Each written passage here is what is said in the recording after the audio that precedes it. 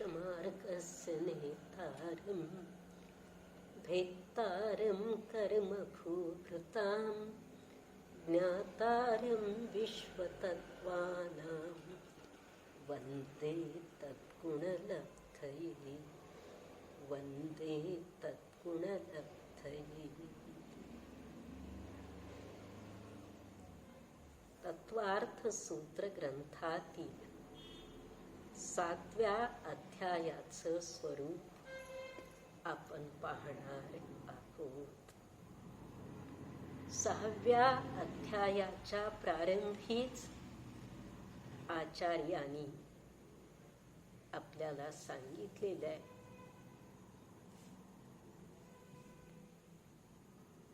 काय वाङ्मनः कर्म योग स आश्रवः शुभपुण्यस्याशुभपापस्य मन वचन कायेची क्रिया हा योग आहे आणि योग हाच आश्रव आहे. कारण त्या योगाच्या माध्यमातूनच कर्मण वर्गणांचं या जीवाकडे आगमन होतं. आश्रवाचे भेद सांगताना शुभ आणि अशुभ, शुभयोगामुळं पुण्यकर्माचा आश्रव, अशुभ योगामुळं पापकर्माचा आश्रव हे आचार्यांनी सांगितलेले आहे. मग शुभामध्ये काय येतं? दान, पूजा, व्रत, जप, तप, परोपकार, संयमाची साधना. म्हणून आचार्य त्या शुभ योगाचं वर्णन करताना या अध्यायात व्रत म्हणजे काय, कशाचा त्याग केला तर व्रत आहे, ते व्रत किती प्रकारानं पालन करता येतं, काय घडलं तर व्रताला दोष लागू शकतात आणि व्रताचं निर्दोष पालन व्हावं म्हणून या जीवानं कोणत्या भावना भावल्या पाहिजेत, काय खबरदारी घेतली पाहिजे, वैराग्य उत्पन्न व्हावं, पापभीरुता यावी म्हणून काय केलं पाहिजे, या सगळ्या गोष्टींचा उहापोह या 7व्या अध्यायात आचार्यांनी केलेला आहे. थोडक्यात काय तर आश्रवाबद्दलच विशेष वर्णन आपण आता पाहायचं आहे. अध्यायाच्या प्रारंभीच व्रत कशाला म्हणावं याची व्याख्या सांगतात. हिंसा नृतस्ते या ब्रह्मपरिग्रहेभ्यो विरतिर्व्रतम. हिंसा, अनृत म्हणजे खोटं बोलणं, स्तेय म्हणजे चोरी करणं, अब्रह्म म्हणजे कामसेवन करणं आणि परिग्रहांचा संचय किंवा संचयावरची ममत्व बुद्धी, या सगळ्यापासून विरक्त होणं याचं नाव व्रत आहे. व्रत केव्हा संकल्पपूर्वक त्याग केला तर ते व्रत आहे. संकल्प न करता, प्रतिज्ञा न करता पालन केलं, परिस्थितीवश पालन करावं लागलं तर ते व्रत नाही. निश्चयानं व्रत रागद्वेष परिणाम उत्पन्न होऊच द्यायचे नाही. आणि व्यवहारामध्ये पंचपापांचा संकल्पपूर्वक त्याग करणं हे व्रत आहे. ते व्रत किती प्रकारानं पालन करता येतं? देश सर्वतोणु महती. देश म्हणजे आंशिक, सर्वतः म्हणजे पूर्ण रूपानं. आंशिक व्रत पालन करणं हे अणुव्रत आहे आणि पूर्ण रूपानं पंचपापांचा त्याग करणं हे महाव्रत आहे. यालाच क्रमानं देशसंयम सकल संयम, देशवीरती सकल वीरती ही पण नावं आहेत. तत्स्थैर्यार्थम भावना पंच पंच. व्रत घेतल्यानंतर सुद्धा त्या व्रतपालनाची भावना आपल्या मनात स्थिर राहावी यासाठी आचार्यांनी प्रत्येक व्रताच्या 5-5 भावना सांगितलेल्या आहेत. आयुर्वेदात अनेक औषधं दिलेली आहेत. त्या औषधाला दुसऱ्या औषधी रसाची पुटं चढवली जातात. त्याला भावना देणं म्हणतात की जेणेकरून मूळच्या औषधाचे गुणधर्म वाढावेत. साधं सलाईन आणि त्यात काहीतरी इंजेक्शन्स टाकून दिलेलं सलाईन, यात फरक आहे. हे आज व्यवहारात पावलोपावली आपण अनुभवत आहोत. व्रतांच्या भावना क्रमानं पाहूयात, मग लक्षात येईल की व्रत स्थिरतेनं पालन करण्यासाठी या भावनांचं चिंतन, मनन, आचरण करणं किती अत्यावश्यक आहे. वांग मनो गुप्तिरियादान निक्षेपण समित्यालोकितपान भोजनानी पंच. पहिलं व्रत आहे अहिंसा. वाक गुप्ती. वचनानं सुद्धा दुसऱ्याच्या भावना दुखावल्या जातील, अनिष्ट प्रसंग घडेल, कुणावर वाईट वेळ येईल असं बोलायचं नाही. वचनगुप्ती. मनात तशा प्रकारचे विचार आणायचे नाहीत. मनोगुप्ती. ईर्ष्या समिती. चालताना कायम 3.5-4 हात जमीन पाहून चालणं. जीवरक्षणाची खबरदारी घेणं. आदान निक्षेपण समिती. कोणतीही वस्तू घेताना ठेवताना जीवरक्षणाची खबरदारी घ्यायची. आलोकित पान भोजन. आलोक म्हणजे प्रकाश. सूर्यप्रकाश आहे तोपर्यंतच भोजन करून घ्यायचं. थोडक्यात रात्री भोजन त्याग. रात्रीच्या वेळी कितीही प्रखर प्रकाशाचे दिवे लावले तरी संमूर्छन जीवांची उत्पत्ती रोखता येत नाही. सूर्यप्रकाशात अल्ट्राव्हायलेट किरण, इन्फ्रारेड किरण वगैरे असल्यामुळं दिवसा संमूर्छन जीवांची उत्पत्ती कमी असते. ते अन्नात पडणं, शिजवले जाणं, त्यांचा मृत्यू होणं, त्यांच्या हिंसेला आपण निमित्त बनणं हे सूर्यप्रकाशात फार कमी. पण रात्रीच्या प्रकाशात हे घडल्या वाचून राहत नाही. म्हणून तर आपल्याकडं अगदी प्रथमावस्थेत श्रावकाला व्रत पाळायला सांगितलं. रात्री भोजन त्याग. क्रोध लोभ भीरुत्व हास्य प्रत्याख्यानान्विची भाषणं च पंच. माणूस क्रोधापोटी, लोभापोटी, भीतीपोटी किंवा चेष्टेत खोटं बोलतो, कलहकारी बोलतो. म्हणून या 4ही गोष्टींचा त्याग करायचा. प्रत्याख्यान त्याग करा. अणुविची भाषणम. जे बोलायचं ते आगमाला अनुसरून बोला. शून्यागार विमोचिता वास परोपरोधाकरण भैक्षशुद्धी सधर्मा विसंपादा पंच. निर्जन स्थानी राहणं, शून्यागारवास.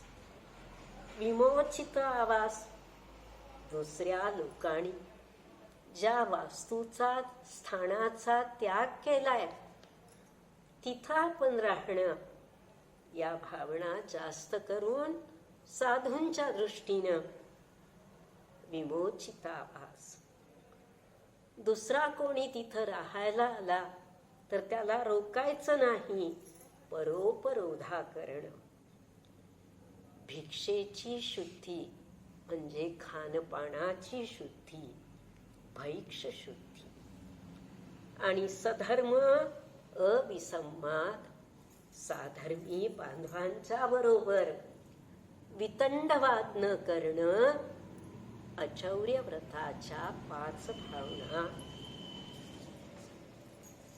स्त्री राग कथा श्रवण, तन्मनोहरांग निरीक्षण, पूर्वरतानुस्मरण, वृश्रेष्ठ रस, स्वशरीर संस्कार त्यागा हा पंच. ब्रह्मचर्य व्रत ज्याला पालन करायचं त्यानं काय केलं पाहिजे? स्त्रियांच्या विषयी रागभाव वाढेल अशा कथा ऐकायच्या नाहीत. स्त्रियांच्या मनोहर अंगोपांगाकडं पुन्हा पुन्हा टक लावून पाहणं, याचा त्याग करावा. पूर्वी भोग घेतलेला आहे त्या भोगांचं स्मरण करायचं नाही, त्या स्मृतीमध्ये गुरफटायचं नाही. गरिष्ठ कामोत्तेजक किंवा खूप आवडणाऱ्या वस्तू रस भोजनात घ्यायच्या नाहीत. सात्विक साधं भोजन की जेणेकरून इंद्रियांना उन्माद येणार नाही.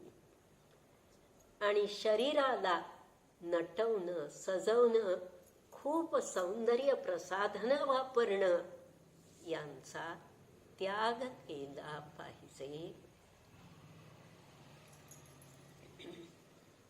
मनोज्ञा मनोज्ञेंद्रिय विषय रागद्वेष वर्जनानी पंच. परिग्रहाविषयीची आसक्ती जर कमी करायची असेल तर मनोज्ञ म्हणजे इष्ट आवडणारे, अमनोज्ञ म्हणजे न आवडणारे. पंचेंद्रियांचे जे भोग्य पदार्थ आहेत त्याबाबत इष्ट वस्तूविषयी अनुराग, अनिष्ट वस्तूविषयी द्वेष यांचा त्याग केला पाहिजे.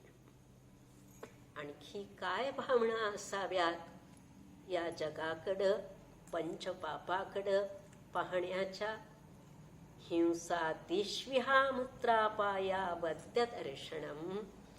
हिंसादिषु 5ही पापांच्या विषयी इहलोकामध्ये, अमूत्र परलोकामध्ये काय भावना करायची? ही 5ही पाप अपायकारक आहेत, दुःखच देणारी आहेत, निंद्य आहेत, अवत्य आहे. दुःखमेव वा, साक्षात दुःख आहे. कोणतंही पाप करून जगात कोणी सुखी झालेला नाही.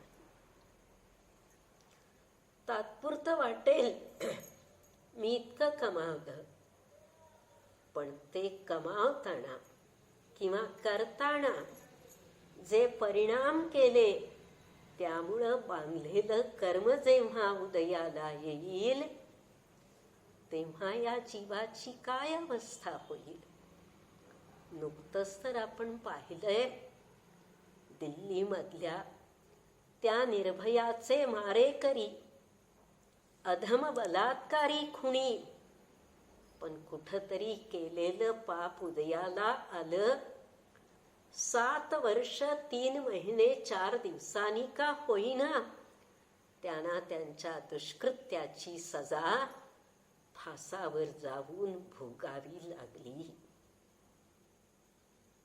बांधलेलं कर्म त्याची करामत दाखवल्याशिवाय आपल्यापासून निघून जात नाही.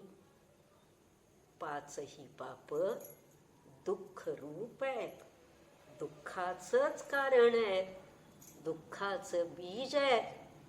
बांधलं याचा अर्थ पाप करून आलो, उदयाला येणार याचा अर्थ दुःखच देणार, आणि पुन्हा त्यात गुरफटायचं की नाही याचा विवेक आपण बाळगला पाहिजे. अवत्य निंद्य. मग कोणत्या भावना कराव्यात? मैत्री, प्रमोद, कारुण्य, माध्यस्थानीच सत्वगुणाधिक क्लिश्यमाना विनेषु.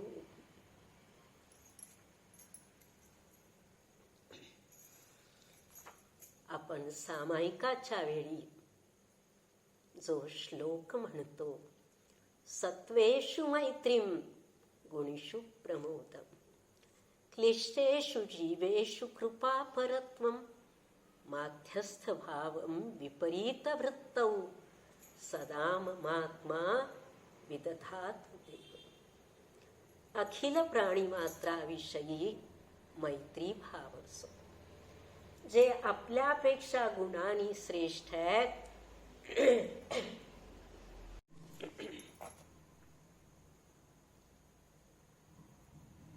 गुणांनी श्रेष्ठ असणाऱ्या व्यक्तीबद्दल गुणानुराग असावा. त्यांना पाहिलं तरी प्रमोद भावना उत्पन्न व्हावी, प्रसन्नता यावी. दुःखी कष्टी जीवांच्या विषयी करुणाभाव, दयाभाव यावा. आणि जे हठाग्रही आहेत, देवशास्त्र गुरुवर श्रद्धा न ठेवणारे, वितंडवादी, मन मानेल तसं बोलणारे, वागणारे, त्यांच्याविषयी माध्यस्थ भाव ठेवा. पहा, आदिनाथ भगवान 363 प्रकारच्या मिथ्यात्वाचा प्रचार करणाऱ्या मरीचीला समजवायला गेले नाहीत. समवसरणातून मरीचीच्या माग गेले नाहीत. समजावून सांगणं एवढंच आपल्या हातात. ऐकणं न ऐकणं ज्याचं त्याच्या हाती. आणि जो जसं करेल तो तसं भरेल हे नक्की. जगत्काय स्वभाव वा सम्येक वैराग्यार्थम. आपल्या अवतीभोवती अनेक घटना घडतात, अनेक प्रकारचे लोक आपल्याला भेटतात. या त्रैलोक्याचा आकार, जीव 4 गतीत कुठं कसा फिरतो, काय करतो, या सगळ्या गोष्टी आपल्याला काहीतरी संबोधन करतात, उद्बोधन करतात. आपण ते समजून घ्यायचा प्रयत्न केला पाहिजे. आणि त्यासाठीच आचार्य या अनमोल सूत्रात सांगतात, जगत काय. जगत म्हणजे हे त्रैलोक्य, काय म्हणजे शरीर. यांचा जो स्वभाव आहे याचं चिंतन करा. कशासाठी? सम्यक म्हणजे पापभीरुता, वैराग्य म्हणजे भोगाविषयी उदासीनता उत्पन्न व्हावी.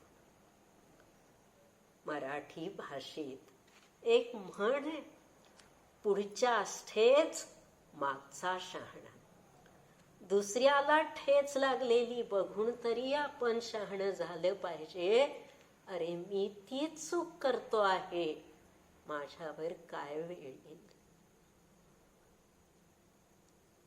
जर भल्या बुऱ्याचा, योग्य अयोग्य, आवश्यक अनावश्यक, शक्य अशक्य याचा विवेकच आपण बाळगणार नसू तर असणारी बुद्धी वाया घालवणार. जगात अनेक अतिरेकी झाले, आजही आहेत, पुढेही होतील. आणि ते बुद्धीनं कमी होते असं समजू नका, पण त्यांनी त्यांच्या बुद्धीचा सदुपयोग केला नाही, दुरुपयोग केला. म्हणूनच ते हाल अपेष्टा भोगत मरणाच्या वाटेनं गेले. हे इहलोकीचं फल. परलोकात यांना कोणतं सुख मिळणार? दुसऱ्याशी वाईट वागून कोण जगात सुखी झाला? आणि जर तसं सुख मिळालं असतं तर क्षत्रिय वंशात जन्माला येणारे अफाट वैभवाचे स्वामी असणारे तीर्थंकर सगळं सोडून वनात का गेले असते? घडणाऱ्या प्रत्येक घटनेतून आपण बोध घेतला पाहिजे. औपत्याची पानं सुद्धा आपल्याला जिनवाणीतली तत्व समजावून सांगतात. फक्त आपण त्या दृष्टीनं पाहिलं पाहिजे, चिंतन केलं पाहिजे.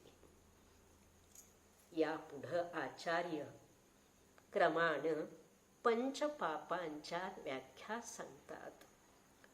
प्रमत्त योगात प्राणव्यप्रोपणम हिंसा. प्रमत्त योगात रागादी भावांच्या उत्पत्तीपूर्वक स्वतःच्या किंवा दुसऱ्याच्या प्राणांचा वियोग करणं याचं नाव हिंसा आहे. आपल्या मनात रागद्वेष उत्पन्न झाले, ही स्वतःची भाव हिंसा आहे. दुसऱ्याच्या भावना दुखावल्या जातील अशा प्रकारचं मर्मभेदी वचन बोलणं, दुसऱ्याच्या अब्रूचा जाहीर पंचनामा करणं ही दुसऱ्याची हिंसा आहे. ही भावहिंसा आणि प्रत्यक्ष 10 प्राणांचा वियोग घडवणं ही द्रव्यहिंसा. संकल्पी, आरंभी, उद्यमी, विरोधी अशी 4 प्रकारची हिंसा ही सांगितलेली आहे. जाणून बुजून स्वतः मरणं, मरण्याचे भाव करणं, दुसऱ्याला मारण्याचा विचार करणं ही संकल्पी हिंसा. अनेक आरंभ क्रिया घरात करतो, कांडतो, दळतो, पाणी भरतो, अग्नी पेटवतो, झाडतो. या सगळ्या आरंभ क्रिया करताना होणारी हिंसा आरंभी आहे. व्यापारात होणारी हिंसा उद्यमी आहे. आणि न्याय हक्काच्या रक्षणासाठी, धर्मायतनांच्या रक्षणासाठी प्रसंगी हातात शस्त्र घेणं आणि अन्यायी व्यक्तीला विरोध करणं, त्यामुळं होणारी हिंसा विरोधी हिंसा आहे.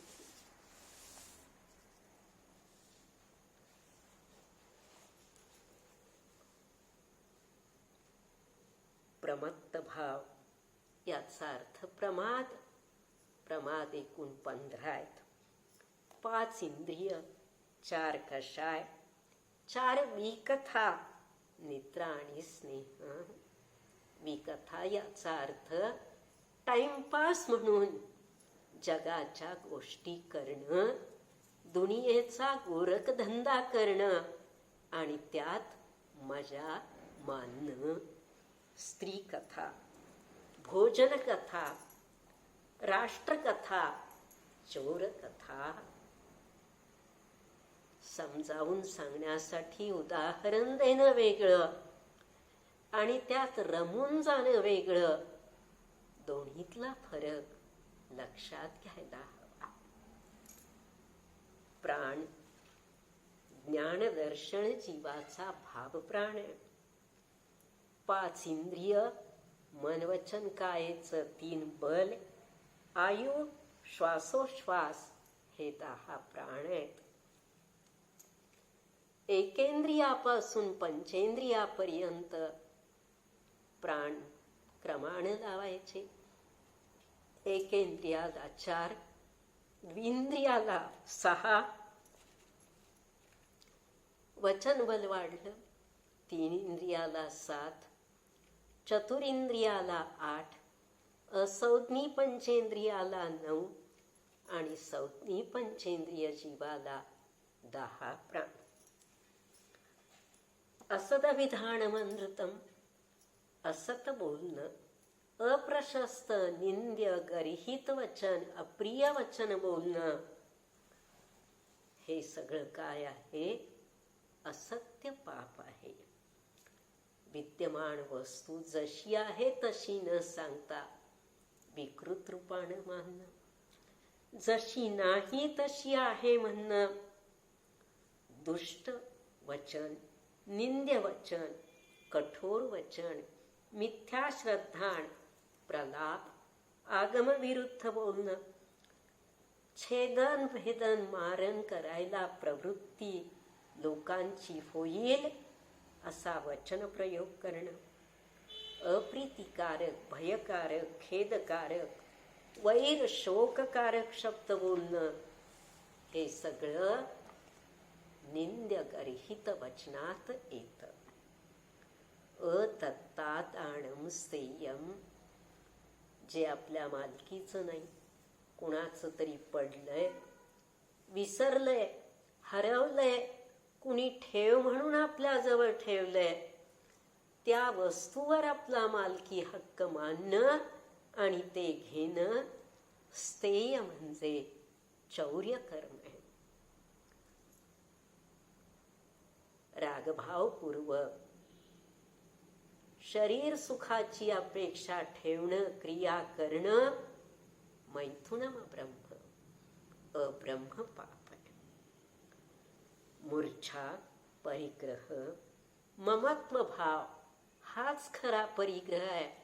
आणि जिथं ममत्व भाव आहे तिथं बाहेरचा परिग्रह असो अगर नसो परिग्रहाचं पाप लागणार. समवसरणाची रचना देवकृत आहे. रत्न माणकाचं वैभव आहे, पण वीतरागी प्रभूंना त्याचा तिलतुष मात्र मोह नाही. म्हणून तिथं श्रीमंडपात भगवान विराजमान झाले तरी सुद्धा त्यांना परिग्रहाचा दोष लागत नाही. व्रती कुणाला म्हणायचं?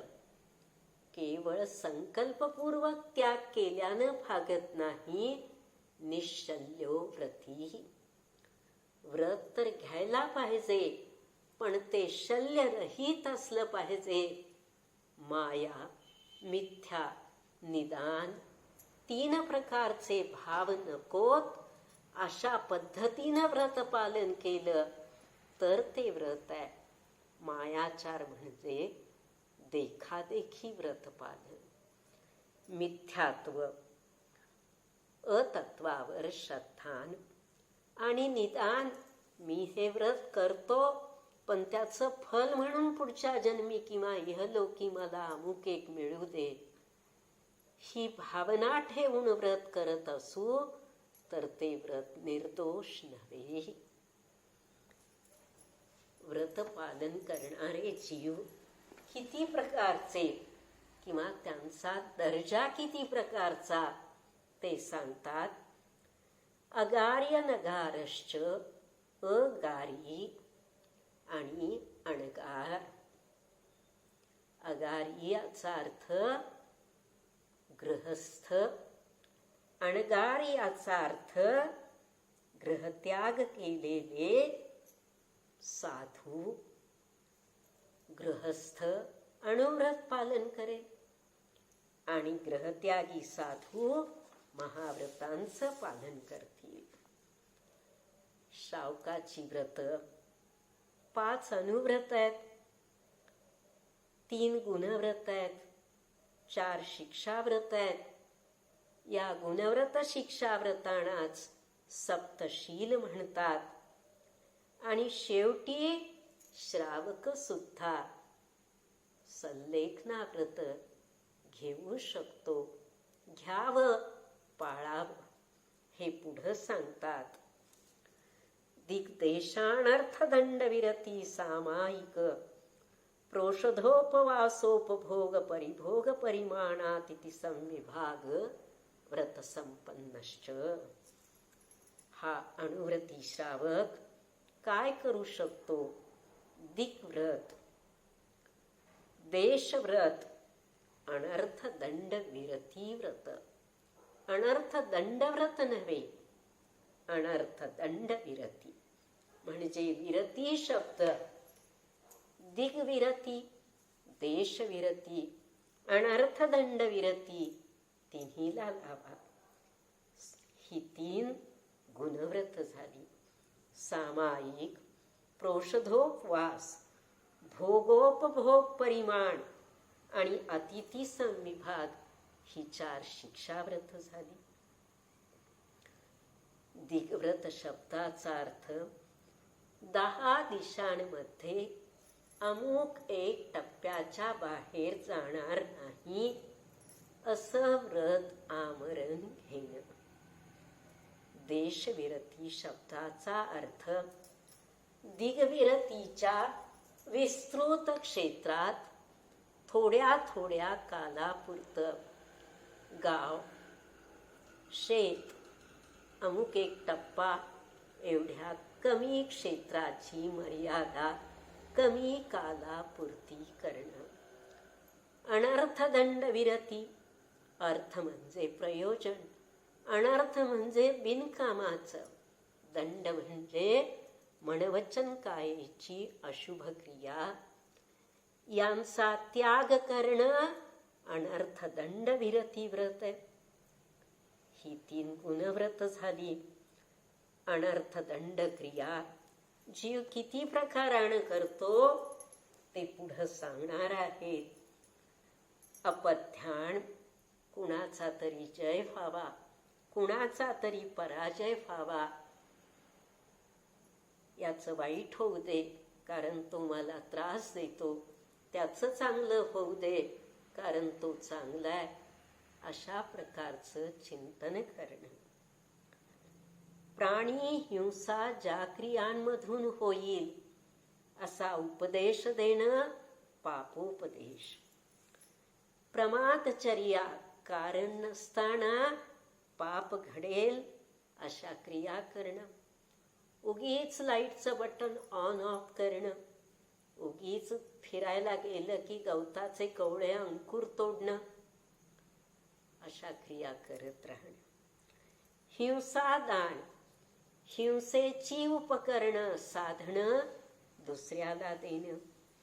आणि दुष्कृती, ज्यामुळे रागद्वेषादी विकार वाढतील अशा कथा ऐकणं, दुसऱ्याला सांगणं. सामायिक व्रत याचा अर्थ सर्व पापक्रियांचा त्याग करून समता भावाचं पालन करणं. प्रोषधोपवास म्हणजे पर्वतिथीला आरंभ विषय कषायांचा त्याग करून संयमाची साधना करणं. आहाराचाही शक्तीनुसार त्याग करणं. एक वेळ जिचा उपभोग घेता येतो ती वस्तू भोग्य, पुन्हा पुन्हा वापरता येते ती उपभोग्य, त्यांच्या बाबतीत मर्यादा करणं भोगोपभोग परिमाण व्रत. आणि अतिथी संविभाग, जे जीव रत्नत्रय धारण करून मोक्ष पुरुषार्थाचा प्रयत्न करतात त्या जीवांना अभयदान, आहारदान, शास्त्रदान, वसतिकादान, संयमाची उपकरणं दान देणं, त्यांची व्यवस्था करणं, आपल्या न्याय कमाईतून त्यांची व्यवस्था करणं हे अतिथी संविभाग व्रत आहे. मारणांतिकीम सल्लेखनाम जोषिता. मरणाच्या अंती जी धारण करायची ती सतलेखना, सल्लेखना. पण सल्लेखना कशी घ्यायची? कुणीतरी जबरदस्तीनं लादतय म्हणून नव्हे, रोगाच्या वेदना सहन करायचा कंटाळा आला, असह्य झाले म्हणून घ्यायची असं नव्हे. योग्य कारणाने, योग्य परिस्थितीत, पण दृढ श्रद्धेनं, उत्साहानं. जोषिता म्हणजे उत्साहानं, प्रसन्नतेनं, प्रीतीनं, मनापासून व्रत घ्यायचं. सत समीचीन हेतून. व्रतरक्षणासाठी कशाय आणि काय शरीर लेखन करणं याचं नाव सल्लेखना. आचार्यांनी या अध्यायात व्रतांच्या व्याख्या सांगितल्यानंतर एक महत्वाची गोष्ट केलेली आहे. काय केलं तर या व्रतांना अतिचार लागतील हे सांगितलंय की जेणेकरून त्या गोष्टी आपण टाळाव्यात, आपलं व्रत निरतिचार पालन करायचा प्रयत्न करावा. सम्यक दर्शनापासून सल्लेखनेपर्यंत सर्व व्रतांचे अतिचार सांगतात. सम्यक्त्वाचं महात्म्य समजून घेऊन मिथ्यात्वाचा त्याग करून खऱ्या मोक्ष मार्गाने जाणं हे सुद्धा एक व्रत आहे, तो एक बाणा आहे. शंका, कांक्षा, विचिकित्सान्य दृष्टी, प्रशंसा, संस्तवा हा सम्यक द्रष्टैरतिचाराः. शंका, भगवंताच्या वचनावर दृढतेनं विश्वास नसणं. कांक्षा, इहपरलोकी भोगाची सामग्री मिळावी ही अभिलाषा. विचिकित्सा, दुःखी, कष्टी, रोगी, गरीब अशा मनुष्य, तिर्यंच, साधूंची किळस करणं. अन्य दृष्टी, मिथ्यादृष्टी लोकांचं ज्ञान, चारित्र, तप हे बघून मनात त्यांचं कौतुक करणं ही प्रशंसा. वचनानं तसं बोलून दाखवणं याचं नाव संस्तव. या सगळ्या गोष्टी सम्यक दर्शनात मलिनता आणतात.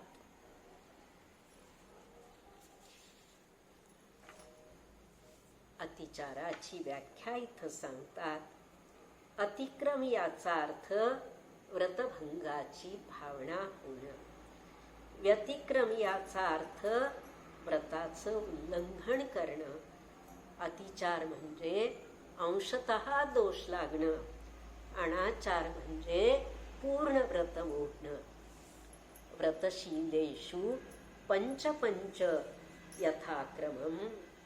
5 अनुव्रत आणि सप्तशील म्हणजे 3 गुणव्रत, 4 शिक्षाव्रत. या प्रत्येकाचे 5 अतिचार क्रमानं सांगतात. बंदवद छेदातिभारारोपणान्नपान निरोधा. बंध, कुणाला कुठं जायचे तिथं जाण्यापासून रोखणं. वध, काठी, चाबूक अशा साधनांनी मारहाण करणं. छेद म्हणजे अवयव कापणं. अतिभारारोपण म्हणजे शक्तीपेक्षा जास्त ओझं लादणं. अन्नपान निरोध म्हणजे आवश्यक तेवढं खानपान न देणं. मिथ्योपदेश हे अहिंसा व्रताचे अतिचार आहेत.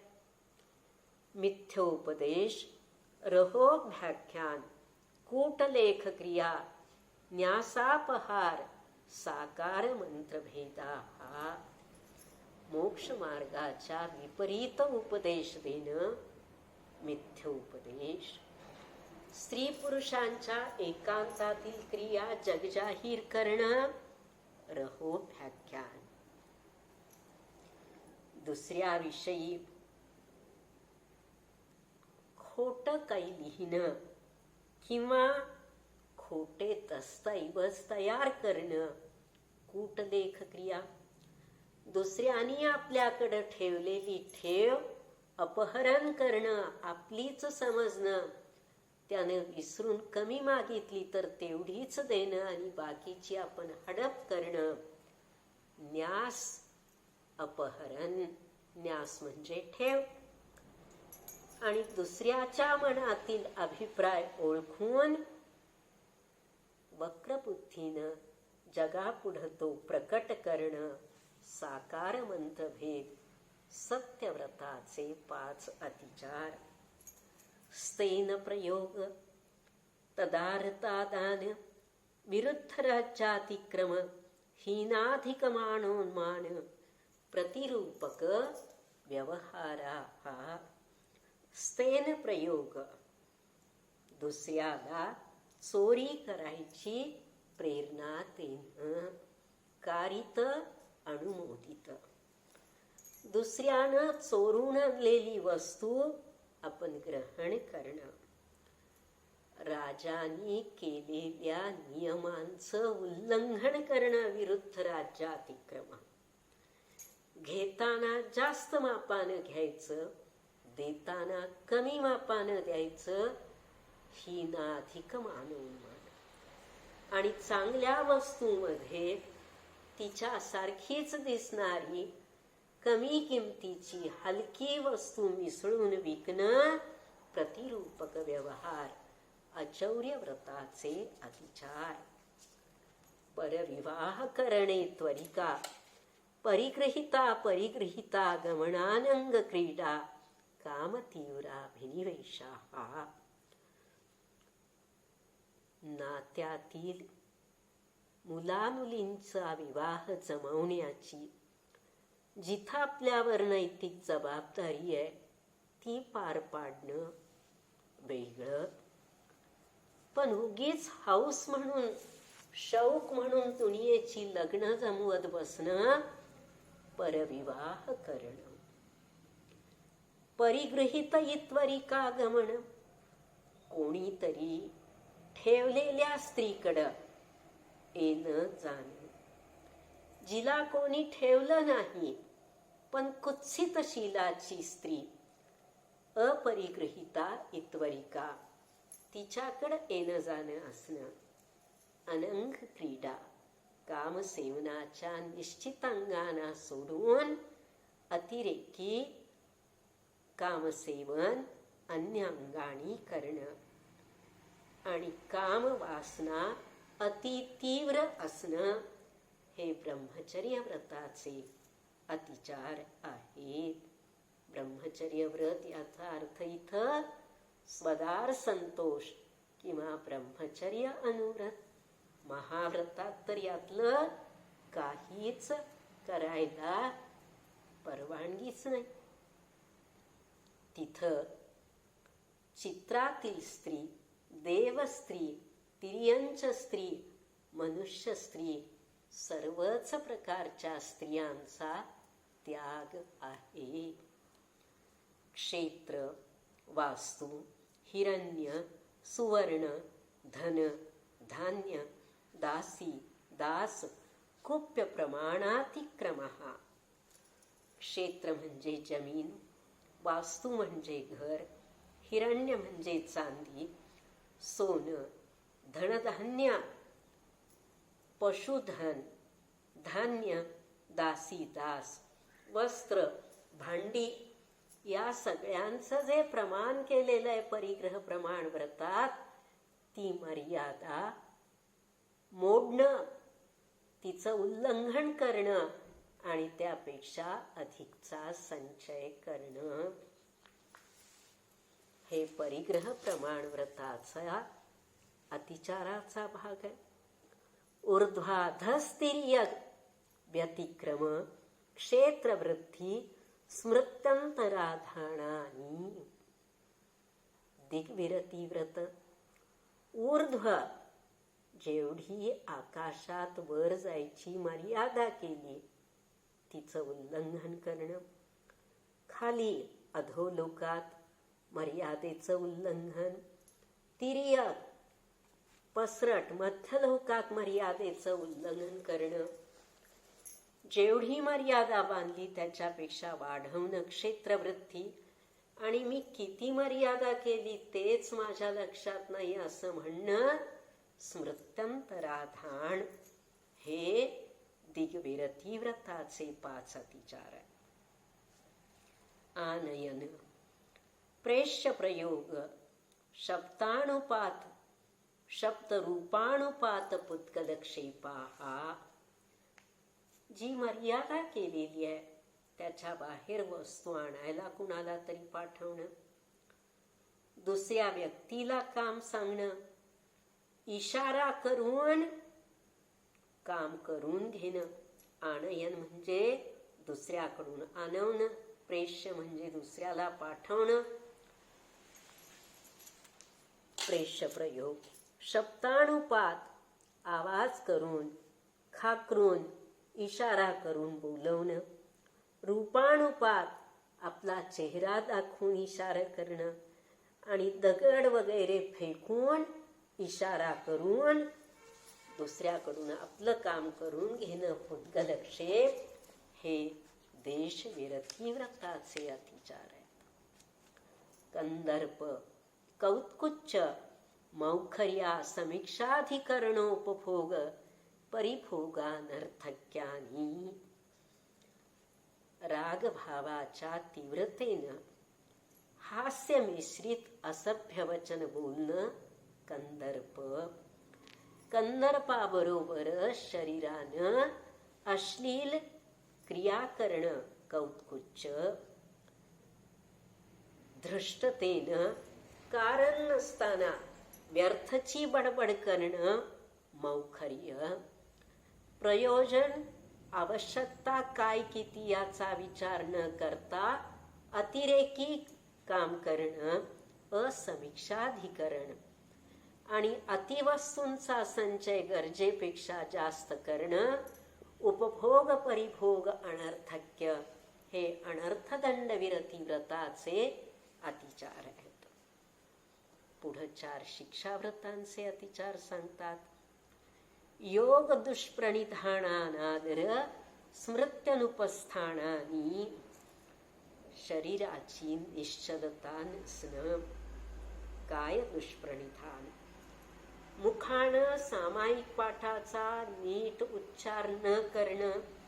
वचन दुष्प्रणिधान, मनामध्ये त्याच्या अर्थाचं चिंतन करण्याकडं एकाग्रता नसणं मन दुष्प्रणिधान. सामायिक क्रिया करण्यात उत्साह नसणं, अनादर, जीवावर आल्यासारखं करणं. आणि आज मी सामायिक केलं का, सामायिक पाठ म्हटला का, याचं स्मरण नसणं स्मृती अनुपस्थान. सामायिक व्रताचे 5 अतिचार. अप्रत्यवेक्षिता प्रमार्जितोत्सर्गादान संस्तरोपक्रमणानादर स्मृत्यनुपस्थानानी. अष्टमी, चतुर्दशी, पर्वतिथी, त्याच्या आधीचा नंतरचा दिवस, यावेळेला आगमानं सांगितल्याप्रमाणे आरंभ परिग्रहापासून स्वतःला दूर ठेवणं आणि संयमाची साधना करणं हा प्रोषधोपवास आहे. पण त्यावेळेला अप्रत्यवेक्षित न पाहता, अप्रमार्जित विनाशोधन करता काय करतो जीव? उत्सर्ग, मलमूत्र त्याग करतो, पूजेची उपकरणं घेतो, वस्त्र वगैरे घेतो, ठेवतो. संस्तर म्हणजे आसन आणि शय्या, अंथरूण टाकणं, गोळा करणं.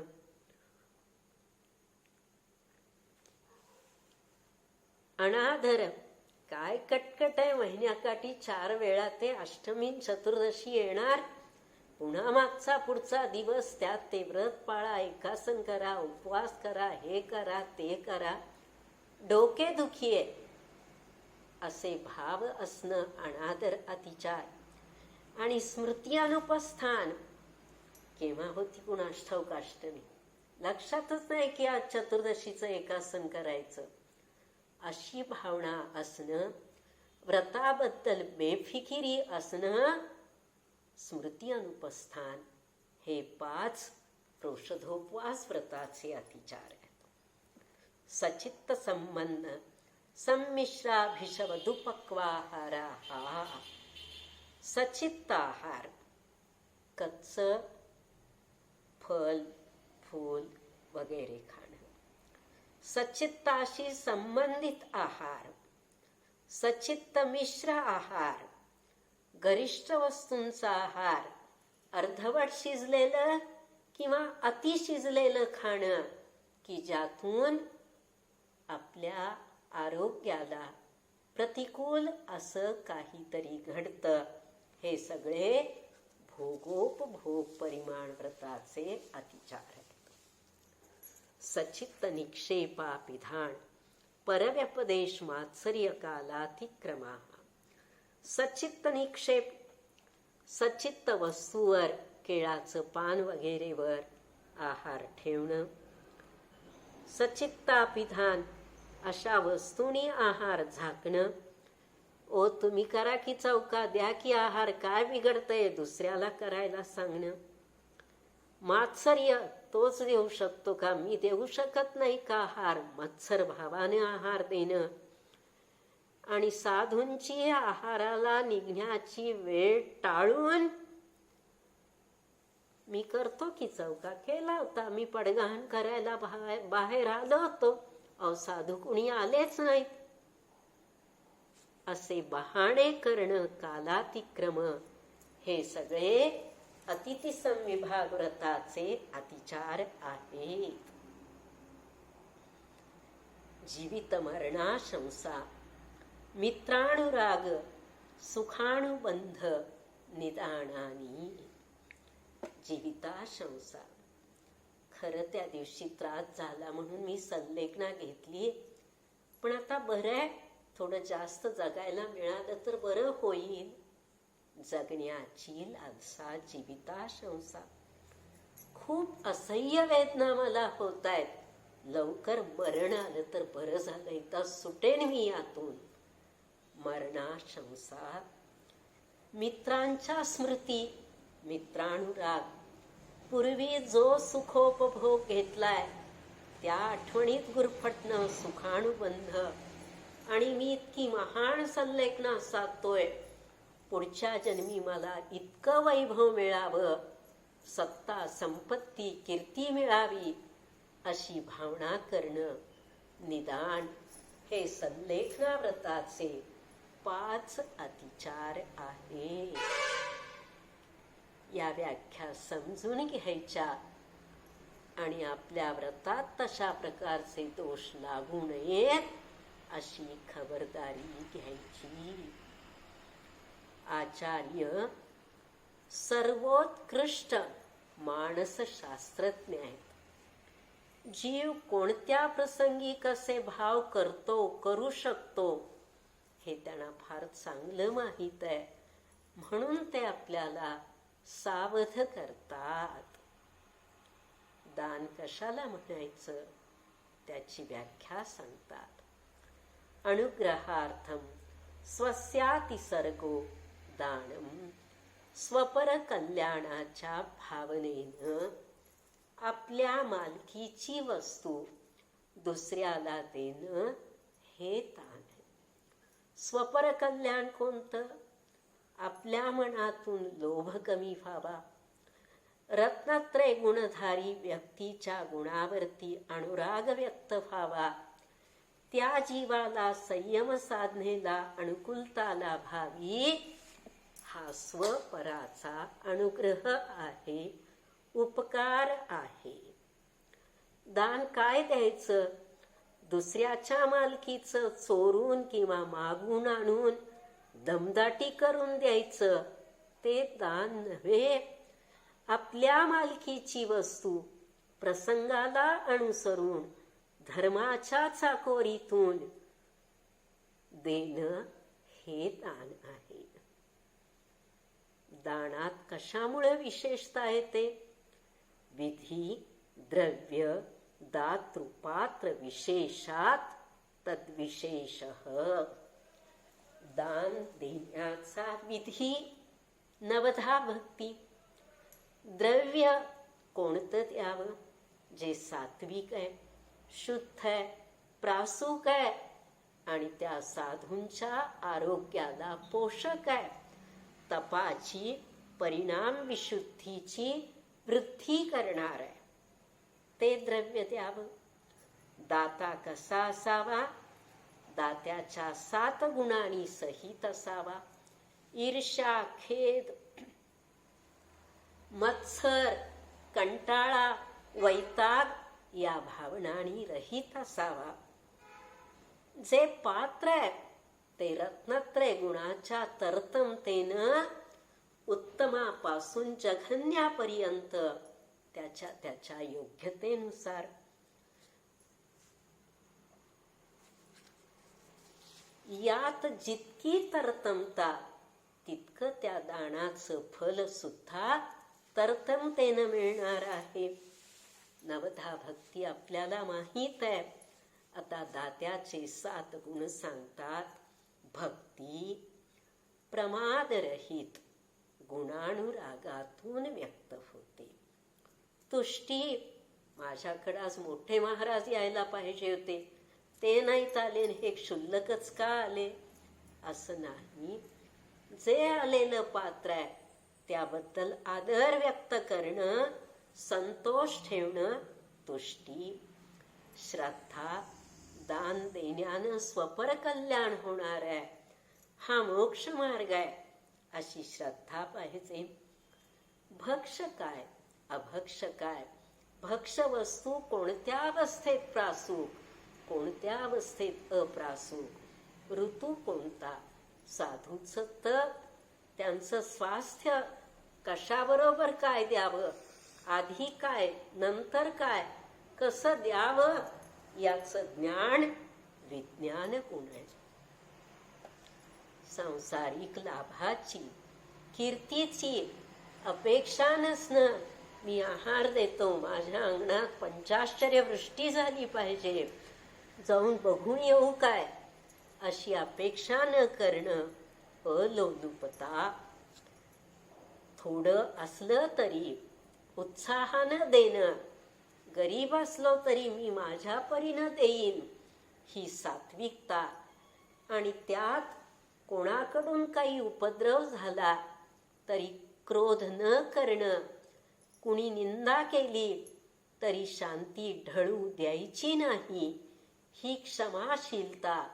या 7 गुणांनी युक्त दाता असेल तर तो सर्वोत्कृष्ट दाता आहे. आणि दान काय द्यायचं? आहारदान, औषधदान, ज्ञानदान, अभयदान. ज्या दानातून स्वपर कल्याण होईल अशा प्रकारचा हा एकूण 7वा अध्याय म्हणजे श्रावकाचार्य आहे. तो आपण समजून घेऊ. दीक्षा कोणत्या भावात होईल तेव्हा होईल, पण आज नितान सुश्रावक बनण्याचा प्रयत्न करूयात. जेवढं म्हणून पाळता येईल तेवढं पाळायचा प्रयत्न करूयात. आजचं अल्पसं आचरण भविष्यकालासाठी आपली एफडी बनेल. यमपाल चांडालानं फक्त चतुर्दशीला मी कोणत्या अपराधाला सुळावर देणार नाही एवढं व्रत पाळलं.